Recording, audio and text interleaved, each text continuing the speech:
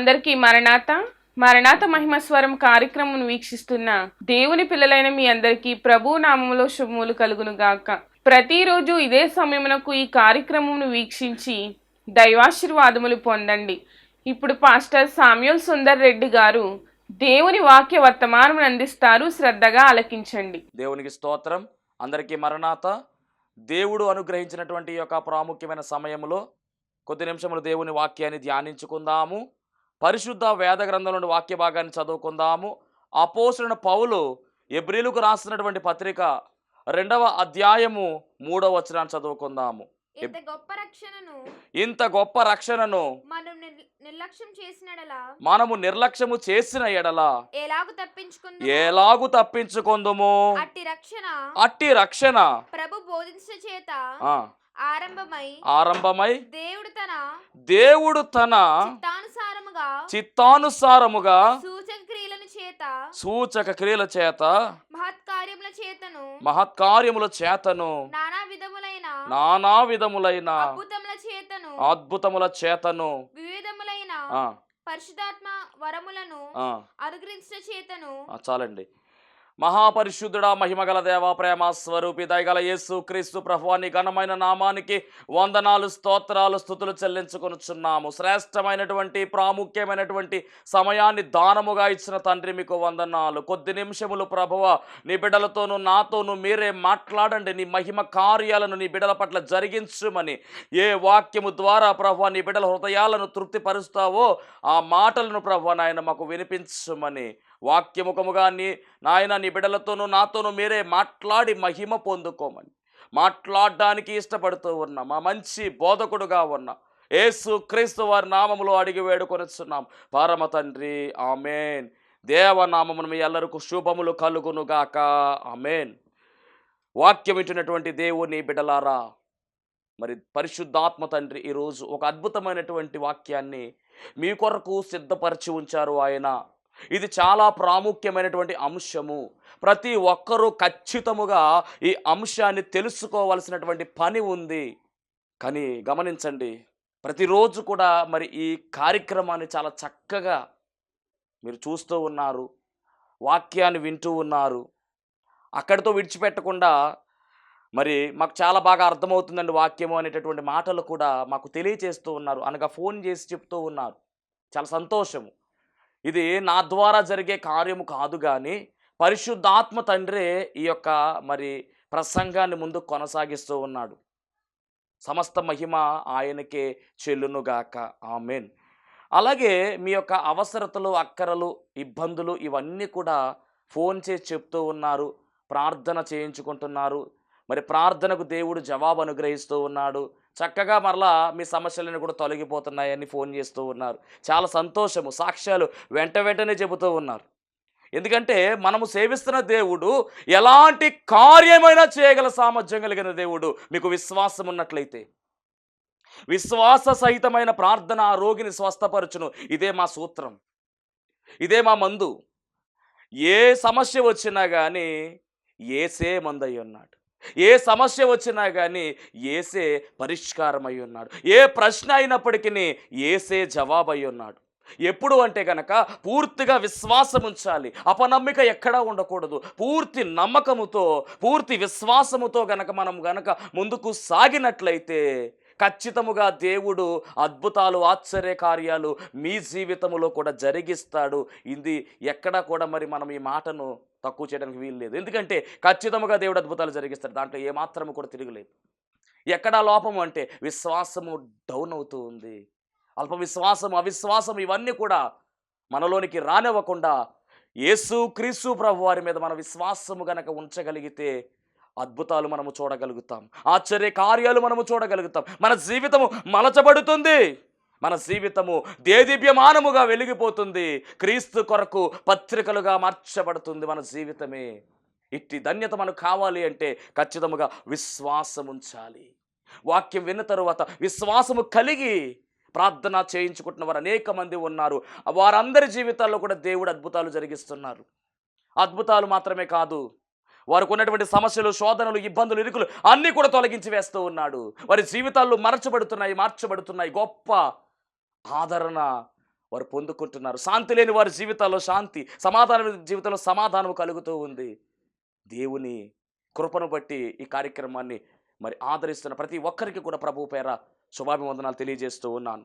మరి ఈరోజు నేను చెప్తున్నటువంటి అంశము ఎందుకు ప్రాముఖ్యమైన అంశము మనం గమనించినట్లయితే, రాకడ అనేటటువంటి ఒక గొప్ప ప్రణాళిక దేవుడు కలిగి ఉన్నాడు. మొదటి రాకడ అయిపోయింది, రెండవ రాకడ జరగవలసి ఉన్నది. మొదటి రాక ఏమిటి అంటే కనుక యేసు క్రీస్తు ప్రభువారు ఈ లోకానికి మానవునిగా రావడము, ఈ లోకానికి బాలుడుగా రావడము, మానవుడు జన్మించిన రీతిగా ఆయన జన్మించడము. దేవునికి స్తోత్రం. కానీ ఆయన పుట్టుకలో ఒక వ్యత్యాసము ఉంది, ఆయన పుట్టుకలో ఒక గమ్మత్తు ఉంది. అదేమిటి అంటే పరిశుద్ధాత్మ తండ్రి కార్యము అని రాయబడింది. పురుషుని ప్రమేయము లేకుండా కన్యక గర్భవతి అవ్వడము అనేటటువంటి ఒక అద్భుతమైనటువంటి కాన్సెప్ట్.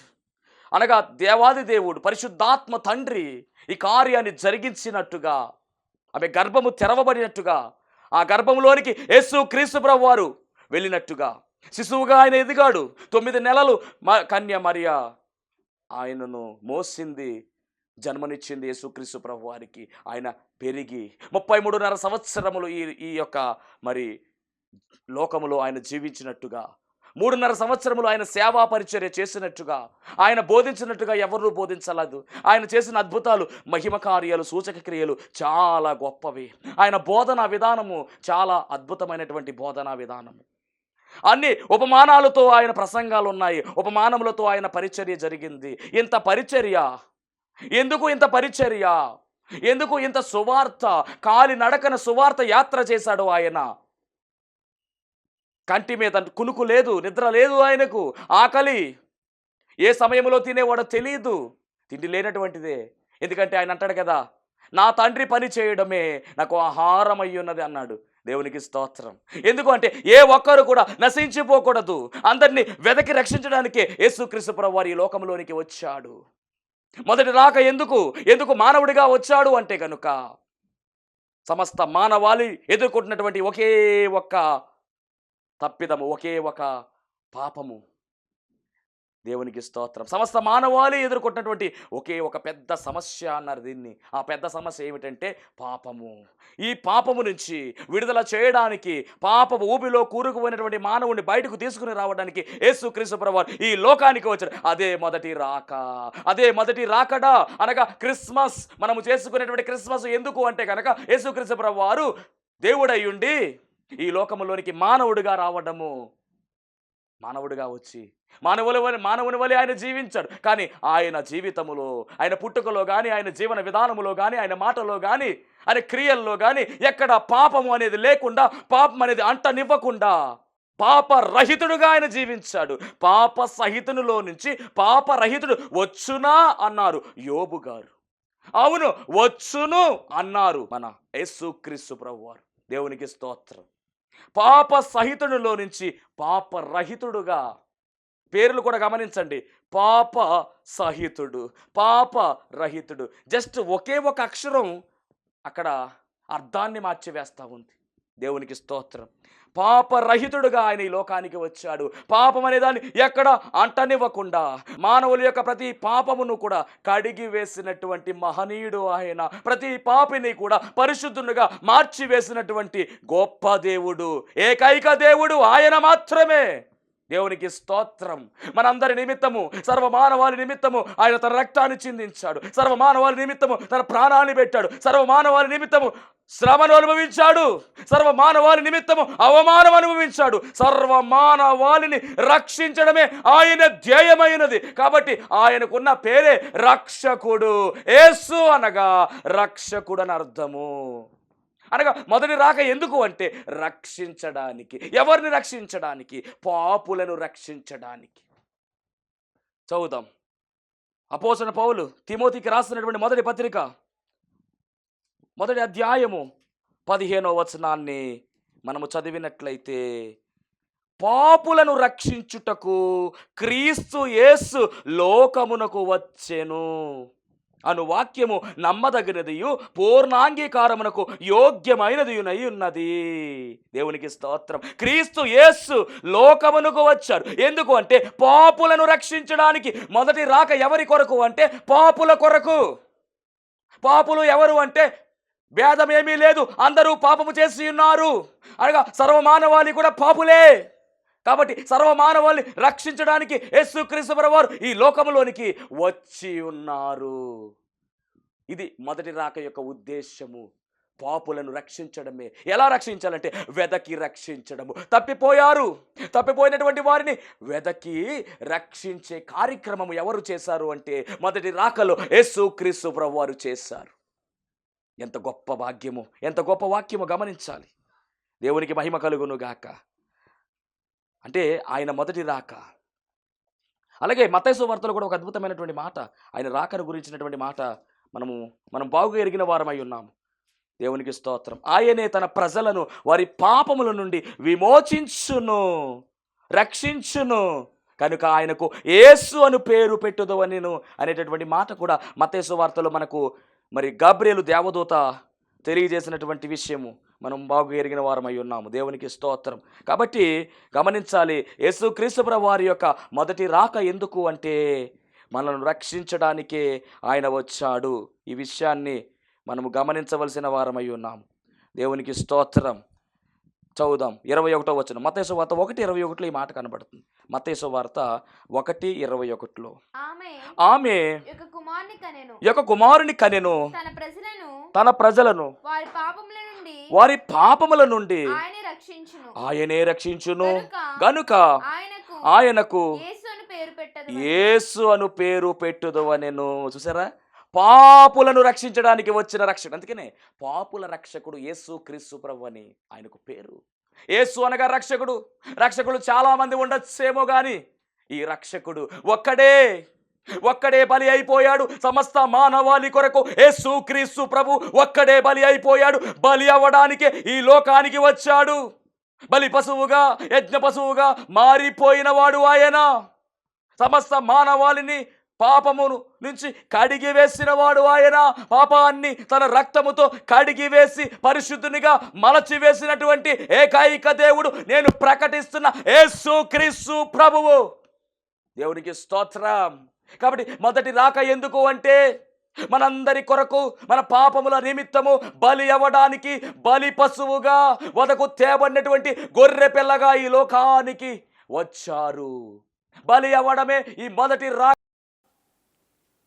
ఇప్పుడు అలా బలి అయిన తర్వాత సమస్త మానవాళి యొక్క పాపము కడిగేశాడు. ఎప్పుడైతే మనము యేసుక్రీస్తు ప్రభువాన్ని సొంత రక్షకుడిగా అంగీకరించి ఆయన నామములో బాప్తిసం పొందుకున్నామో అప్పుడు మన సమస్త పాపములు కూడా తొలగిపోతాయి, మన దోషములన్నీ కూడా తొలగిపోతాయి. మనము పరిశుద్ధులుగా మార్చబడతాము, పరిశుద్ధులుగా మనము చేయబడతాము, పరిశుద్ధుల వరసలోనికి మనము చేర్చబడతాము. ఇక పాపములు కాదు, మనము పరిశుద్ధులముగా పిలవబడుతూ ఉన్నాము. ఒక అర్హత దేవుడు మనకు ఇచ్చాడు. ఎలా ఇచ్చాడంటే తన స్వరక్తం ఇచ్చి మనల్ని సంపాదించుకున్నాడు. తన స్వరక్తముతో మనల్ని సంపాదించుకున్నాడు, కొనుక్కున్నాడు. మన దేహం మీద మనకు అధికారము లేదు. మన దేహమునకు ఆయన వేల చెల్లించాడు.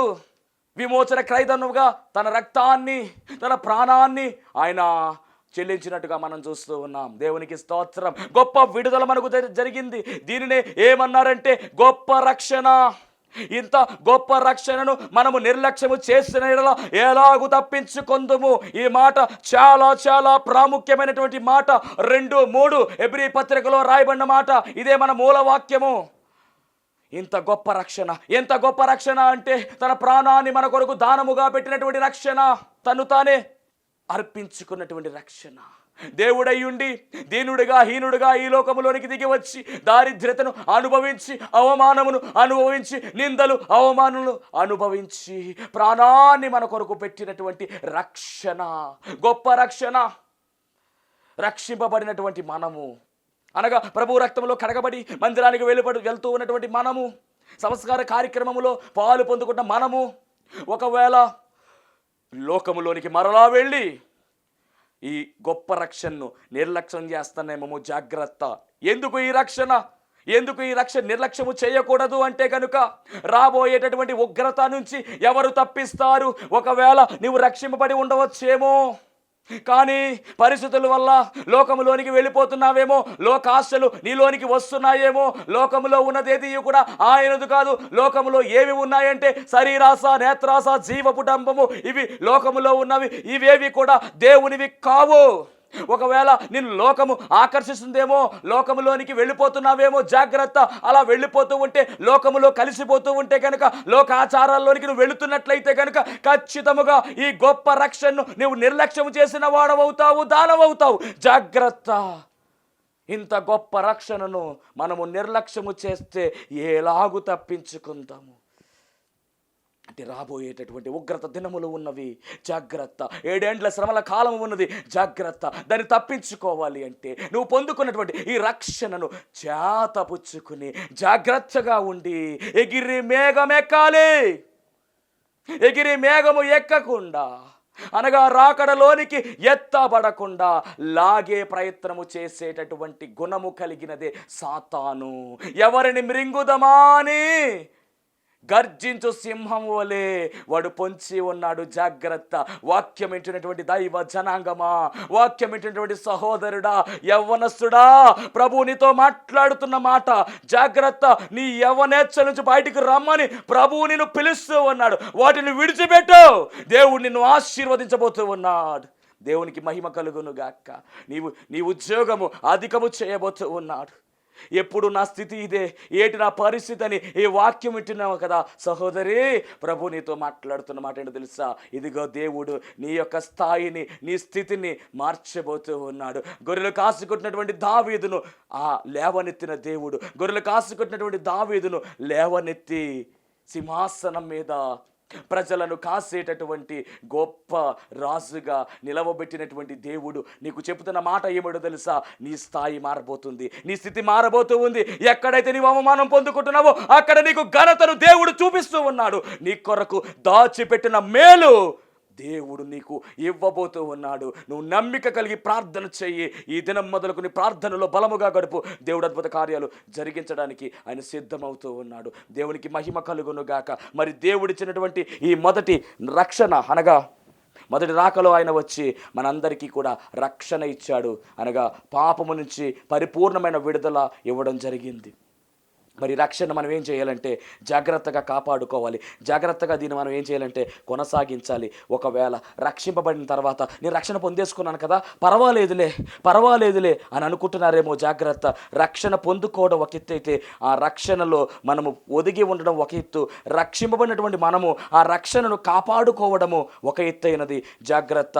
ఈ వాక్యం ఏంటంటే దైవ జనాంగమా, మరి మీ రక్షణ విషయమే మీరు ఒకవేళ నిర్లక్ష్యం చేస్తున్నారేమో, మరి జాగ్రత్తగా చూచుకుని ముందుకు వెళ్ళవలసిందిగా దైవజనుడిగా తెలియజేస్తూ ఉన్నాను. మరొక వచనం చదువుకుందాం. అపోస్తలుడైన పౌలు రోమీయులకు రాసిన పత్రిక 3వ అధ్యాయము 11వ వచనాన్ని చదువుదాం.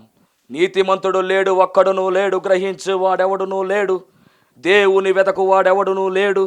అనగా నీతిమంతుడు లేడు అనేటువంటి మాట ఇందాక మనం మాట్లాడుకున్నాం దీని గురించి. దేవునికి స్తోత్రం. అంటే రక్షణ అందరికీ, నా బ్రదరు, అంటే అందరికీ రక్షణ కావాలి. ఎందుకంటే ప్రతి ఒక్కరు కూడా భేదమేమీ లేదు, అందరూ కూడా పాపము చేసి ఉన్నవారై ఉన్నారు. కాబట్టి జాగ్రత్త. మొదటి రాక ఎందుకు అంటే గనక పాపములో పడి ఉన్నటువంటి మనందరినీ కూడా, సర్వమానవాళ్ళని కూడా ఆ పాపములో నుంచి బయటకు తీసుకొచ్చి పరిశుద్ధులుగా చేసేసాడండి. పరిశుద్ధులుగా చేసే క్రమమే ఈ మొదటి రాకడ. ఇప్పుడు ఈ మొదటి రాకడ అనగా ఈ రక్షణ భాగ్యాన్ని మనము నిర్లక్ష్యం చేసినట్లయితే కనుక రాబోయే ఉగ్రత నుంచి తప్పించే నాదుడు లేడు. జాగ్రత్త. ఇప్పుడు రెండవ రాక గురించి మనం మాట్లాడుకుంటే, ఈ మొదటి రాకలో మనము సిద్ధపరచబడ్డాం, అనగా పరిశుద్ధతలోనికి మనం వచ్చేసాం. అనగా రక్తముతో మనం కడగబడ్డాం, పరిశుద్ధమైన రక్తముతో మనం కడగబడ్డాం, ప్రభువులో మనం చేర్చబడ్డాం. కాబట్టి ఇప్పుడు ఈ పొందుకున్నటువంటి ఈ రక్షణ భాగ్యం ఏదైతే ఉందో దాన్ని మనం కాపాడుకుంటూ ఉన్నట్లయితే రెండవ రాకలో మనము ఎత్తబడతాం. అప్పుడు శ్రమలు మనకు ఉండవు. తప్పించే నాదుడు లేడా అనేటటువంటి మాట. అవును, శ్రమల కాలంలో మనం ఉండిపోతే శ్రమల నుంచి ఎవరు మనం తప్పించలేరు. కానీ శ్రమల కన్నా ముందు మనం ఎత్తబడేటటువంటి గుంపులోకి వెళ్ళగలిగితే ఖచ్చితంగా దేవుడు మన పట్ల ఘనమైన బలమైన కార్యాన్ని జరిగిస్తాడనే విషయాన్ని తెలియజేస్తున్నాం. జాగ్రత్తగా గమనించాలి. మరి మొదటి రాక అయింది, ఇక రెండవ రాక ఎప్పుడు అని మనం ప్రశ్నించినట్లయితే ఆయన వస్తాడా? చాలామంది అంటారు కదా, వస్తాడా, ఎప్పుడో అయిపోయిందేమో, ఖచ్చితంగా వస్తాడా అని. మొదటిసారి వచ్చాడు కేవలము పాపులను రక్షించడానికి, పరిశుద్ధులుగా చేయడానికి వచ్చాడు. రెండవసారి వస్తున్నాడండి. ఎందుకు వస్తున్నాడు చెప్తాను, జాగ్రత్తగా వినండి. పాపుల కొరకు రావట్లా రెండవసారి. ఎవరి కొరకు వస్తున్నారంటే, ఎవరైతే పరిశుద్ధులుగా మార్చబడ్డారో, ఎవరైతే తన రక్తంలో కడగబడ్డారో, ఎవరైతే దేవుని అంగీకరించారో, యేసుక్రీస్తు ప్రభువాన్ని దైవ కుమారునిగా దేవునిగా స్వీకరించారో వారి నిమిత్తం రాబోతున్నాడు. పరిశుద్ధుల కొరకే వస్తూ ఉన్నాడు. రెండవ రాకడ ఎవరి కొరకు అంటే పరిశుద్ధుల కొరకే. రెండవ రాకడలో ఎత్తబడేది ఎవరు అంటే పాపులు కాదు, పరిశుద్ధులు మాత్రమే. దేవునికి స్తోత్రం. 7 ఏండ్ల విందు, అద్భుతమైనటువంటి విందు, పెండ్లి విందు. ఈ విందులోనికి ఎవరు వెళుతున్నారంటే పరిశుద్ధులు మాత్రమే, సంఘము మాత్రమే, వధువు సంఘములో చేర్చబడినటువంటి వారు మాత్రమే, సార్వత్రిక సంఘములో చేర్చబడినటువంటి వారు మాత్రమే ఎత్తబడుతున్నారు, వెళుతూ ఉన్నారు. వస్తారా ఆయన అనే ప్రశ్న చాలామంది ఈ మధ్యకాలంలో వచ్చి వెళ్ళిపోయాడేమో అనేటువంటి వారు కొంతమంది ఉన్నారు. వస్తాడా అంటే కనుక డైరెక్ట్గా చూపిస్తాను చూడండి ఒకసారి వాక్య భాగము. యేసయ్య ఖచ్చితంగా వస్తాడా రెండవసారి? వస్తున్నాడు. ఎవరి కొరకు వస్తున్నాడంటే పరిశుద్ధుల కొరకు వస్తూ ఉన్నాడు. ఎవరైతే పరిశుద్ధులుగా ఉంటారో వారిని తీసుకుని వెళ్ళడానికి, పెండ్లి విందులోనికి చేర్చడానికి వస్తూ ఉన్నాడు. పెండ్లి కుమారుడుగా, వరుడుగా రానయ్యున్నాడు. ఈ విషయం గమనించండి. ఖచ్చితంగా వస్తాడంటే కనుక స్వయముగా ప్రభు చెప్పిన మాటే. యోహాను సువార్త 14వ అధ్యాయము 2-3 వచనాల్లో ప్రభువే చెప్పాడు ఈ మాట. ఆయన అప్పటికి ఇంకా శిలువ మరణము అవ్వలేదు, ఆయన బ్రతికి ఉన్నప్పుడే చెప్పినటువంటి మాట. యోహాను సువార్త 14వ అధ్యాయము 2-3 వచనాలు చదువుదాం. నా తండ్రి ఇంట అనేక నివాసములు కలవు, లేని ఎడల మీతో చెప్పుదును, మీకు స్థలము సిద్ధపరచ వెళ్ళుచున్నాను. నేను వెళ్ళి మీకు స్థలము సిద్ధపరిచిన ఎడల నేనుండు స్థలములో మీరును ఉండులాగున మరల వచ్చి ఆ ఒక్క మాట చాలండి. మరలా వస్తానని ప్రభువే చెప్పాడు. వాళ్ళు వీళ్ళు చెప్పడం కాదు. సర్వ సృష్టికర్త, సర్వాన్ని కలుగజేసినటువంటి వాడు ఆయనే. ఆయన లేకుండా ఏది కలుగలేదు. శూన్యములో సృష్టిని కలుగజేసిన గొప్ప దేవుడు ఆయన. అలాంటి ఆయనే చెబుతున్న మాట ఇచ్చి నెరవేర్చే దేవుడు, మాట ఇచ్చి తప్పేవాడు కాదు. వాగ్దానం చేసిన దేవుడు నమ్మదగిన వాడు. మరి ఆయనే చెబుతున్నాడు. విశ్వాధిపతిగా ఉన్న ఆయనే చెబుతున్నాడు. వాక్యమైన యేసే మాట్లాడుతున్న మాట, మరలా వస్తాను. ఎప్పుడు వస్తాను అంటున్నాడంటే స్థలము సిద్ధపరచి వస్తాను, నేనుండు స్థలములో మీరు ఉండులాగునా. ఆయన ఎంత గొప్ప దేవుడో చూడండి. మనము ఎక్కడ ఉండాలని ఆయన కోరుకుంటున్నాడో తెలుసా? ఆయన ఎక్కడ ఉంటే అక్కడే ఉండాలంట. అవును, వరుడు ఎక్కడ ఉంటే వధువు అక్కడే ఉండాలి. పెండ్లి కుమారుడు ఎక్కడ ఉంటే పెండ్లి కుమార్తె అక్కడే ఉండాలి. ఇదే కదా మనకు కావలసింది. కాబట్టి ఆయన అంటున్నటువంటి మాట ఏమిటో తెలుసా? ఇదిగో నేనుండు స్థలములో మీరు ఉండేలాగా మీ కొరకు స్థలము సిద్ధపరచ వెళుచున్నాను, సిద్ధపాడు చేశాక మరలా వస్తాను. అబ్బా, వాక్యమైన యేసు చెప్పిన మాట మరలా వస్తానని చెప్పాడు. ఎప్పుడు వస్తాడు? వచ్చి వెళ్ళిపోయాడా అంటున్నారు కదా, వస్తాడా అంటున్నారు కదా. వస్తాడు. దేవునికి స్తోత్రం. వస్తాడు. ఆయన నమ్ముకున్నటువంటి బిడ్డలను తీసుకుని వెళ్తాడు ఆయన ఖచ్చితముగా. మధ్య ఆకాశములో 7 ఏండ్ల విందు జరగబోతూ ఉంది. ఆ విందులో ప్రభువుని సేవిస్తున్న వారందరూ ఉంటారు. ప్రభు రక్తంలో కడగబడినటువంటి వారందరూ ఉంటారు.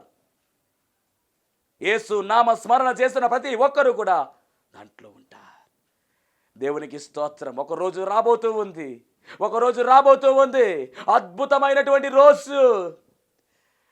ఆ రోజు మేఘం మీద ఆయన రాబోతున్నాడు. అద్భుతమైనటువంటి కార్యం అది. రెప్పపాటులో మనము ఎగిరి మేఘం ఎక్కుతాం. ఆ రోజు కావాలి, ఆ రోజు రావాలి అంటే మనమందరము కూడా ఆ పెండ్లి విందులో ఉండాలి అంటే రక్షింపబడి పరిశుద్ధులుగా మనం ఉండాలి. ఎక్కడా కూడా పాపాన్ని మరలా అంటించుకోకూడదు. అంటకుండా మనం ఉండాలి.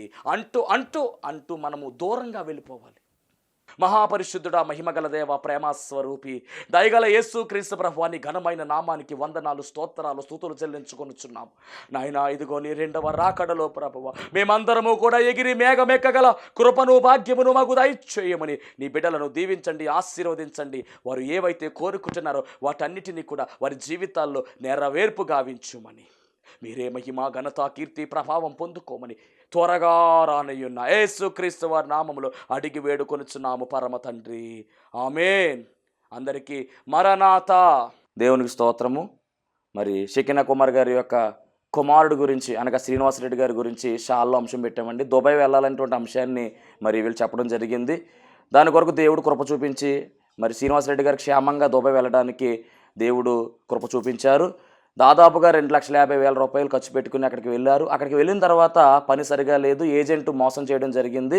అక్కడ 2 రోజులు కాలం గడిపి తర్వాత క్షేమంగా గృహానికి చేరుకున్నారు. కానీ 2,50,000 రూపాయలు ఎలాగొస్తాయా అనేటువంటి ఒక ఆందోళన మరి వీళ్ళు కలిగింది. దాని కొరకు మళ్ళీ శాలకు వచ్చారు, మళ్ళీ ప్రార్థన చేయించుకున్నారు. అసలు రాదు అనేటటువంటి పరిస్థితి ఏర్పడింది. అయినప్పటికీ దేవుడు తన మహాకృపను బట్టి 2 లక్షలు మళ్ళీ వెనక్కి రావడానికి కృప చూపించారు. 50,000 రూపాయలు రాకపోయినా కానీ 2 లక్షలు రావడానికి దేవుడు కృప చూపించి ఎంతగానో సహాయం చేశారు. దేవుడి సాక్ష్యాన్ని దీవించి ఆశీర్వదించును గాక. ఆమేన్. దేవునికి స్తోత్రం. అందరికీ వందనమరణ తెలియజేస్తున్నాను. మరణాత మహిమస్వరం అనే ఆధ్యాత్మిక కార్యక్రమాన్ని వీక్షిస్తున్న మీ అందరికీ కూడా మరొక పర్యాయము ప్రభు పేర వందనమరణ తెలియజేస్తూ ఉన్నాను. మరి ఈ కార్యక్రమము ఎంతో ఆశీర్వాదంగా ఉందని, ఈ కార్యక్రమం ద్వారా ఎన్నో మేలు పొందుకున్నామని మరి మీరందరూ కూడా ఫోన్ కాల్ చేస్తూ ఉన్నారు. చాలా సంతోషము. ఎన్నో అద్భుత ఆశ్చర్యకార్యాలు దేవుడు ఈ కార్యక్రమం ద్వారా జరిగిస్తూ ఉన్నారు. దేవుని నామానికి మహిమ కలుగునుగాక. మరి మీరు చూస్తున్నటువంటి ఈ యొక్క షెడ్ గురించి గతంలో మీకు చెప్పడం జరిగింది. యజమానుడు మరి దీన్ని బేరం పెట్టారని చెప్పేసి, దీన్ని తీసుకుంటే ఇక్కడ ఆరాధన జరుగుతుంది, లేకపోతే మనం బయటికి వెళ్ళాలనేటువంటి పరిస్థితిని మీకు చెప్పినందుకు చాలామంది మరి సహకరించారు. కొంతమంది మరి అమౌంట్ పంపించడం జరిగింది, అలాగే ప్రార్థన చేయడం జరిగింది. దేవుని మహాకృపను బట్టి పంపించినటువంటి కొంత అమౌంట్ మరి యజమానుడికి కట్టడం జరిగింది. ఇంకా చాలా అమౌంట్ మనము వారికి ఇవ్వాల్సి ఉంది. కనుక మరి ఈ కార్యక్రమాన్ని వీక్షిస్తున్నటువంటి మీకు ఎవరికైనా కనుక ప్రేరేపణ కలిగినట్లయితే కనుక మరి మీ వంతు సహకారాన్ని అందించండి. ఈ దేని సేవకునికి మీ యొక్క సహకారం అందించి ఈ సేవను మరి ముందుకు వెళ్ళేలాగా సహకరించవలసిందిగా ప్రభు పేరు తెలియజేస్తూ ఉన్నాను. మీకు ఎవరికైనా కనుక మరి ప్రేరేపణ కలిగినట్లయితే కనుక స్క్రీన్ మీద కనపడుతున్నటువంటి ఆ నెంబర్కి ఫోన్పే చేయండి, లేదా ఫోన్ చేసినట్లయితే కనుక నేనే స్వయంగా మాట్లాడతాను. మీ సహకారాన్ని అందించండి. ప్రభు పనిలో మీరు కూడా పాలి భాగస్తులు కావాల్సిందిగా ప్రభు పేరు తెలియజేస్తున్నాను. అందరికీ మరణాత.